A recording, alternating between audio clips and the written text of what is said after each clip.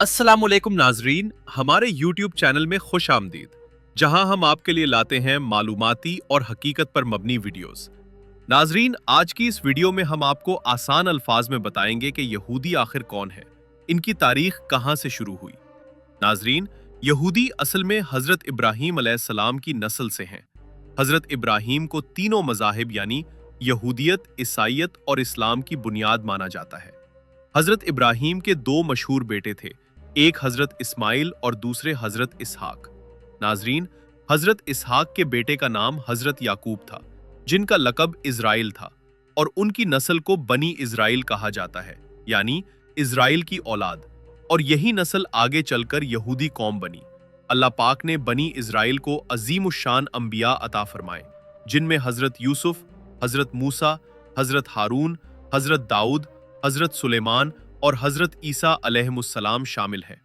नाजरीन, इन अंबियाए किराम ने बनी इज़राइल को हमेशा अल्लाह की तरफ बुलाया, लेकिन बदकिस्मती से इनमें से अक्सर लोगों ने अल्लाह पाक और उन अंबिया की नाफरमानी की, हत्ता के बाज अंबिया को कत्ल भी कर डाला। नाजरीन, हजरत मूसा अलैहिस्सलाम बनी इज़राइल के सबसे बड़े रहनुमा और पैगंबर थे। इन्होंने अल्लाह के हुक्म से बनी इज़राइल को फिरौन से निजात दिलाई, और इन्हीं पर तौरात नाजिल हुई, जो यहूदियों की मुकद्दस किताब है। फिर एक ऐसा वक्त भी आया जब हजरत दाऊद और उनके बेटे हजरत सुलेमान के दौर में बनी इज़राइल ने शान शौकत, अदलो इंसाफ और इल्म हिकमत में अजीम मकाम हासिल किया, और इसी दौर में बैतुल मुक़द्दस तामीर हुई, जो बनी इज़राइल की इबादत गाह थी। फिर नाजरीन, बहुत अफसोस के साथ कहना पड़ता है कि जब बनी इज़राइल ने दोबारा अल्लाह पाक की नाफरमानियां शुरू कर दी, फिस्को फुजूर में मुब्तला हो गए, जुल्म बढ़ा दिया और अदलो इंसाफ छोड़ दिया, तो अल्लाह पाक ने उन पर अपना अजाब नाजिल फरमाया और उन्हें तबाह कर दिया। नाजरीन, फिर तारीख में पहली बार बाबली बादशाह ने यरूशलेम पर हमला किया, बैतुल मुक़द्दस को तबाह कर दिया और हजारों यहूदियों को जला वतन कर दिया। इसे तारीख में बेबीलोनियन एग्जाइल कहा जाता है। इसके बाद दूसरी बार रोमियो ने 70 ईस्वी में यरूशलेम को मुकम्मल तौर पर तबाह कर दिया, यहूदियों का कत्लेआम किया और उन्हें पूरी दुनिया में बखेर दिया। इसे तारीख में डिस्ट्रक्शन ऑफ सेकंड टेम्पल कहा जाता है। नाजरीन, यहूदी पूरी दुनिया में बिखर गए।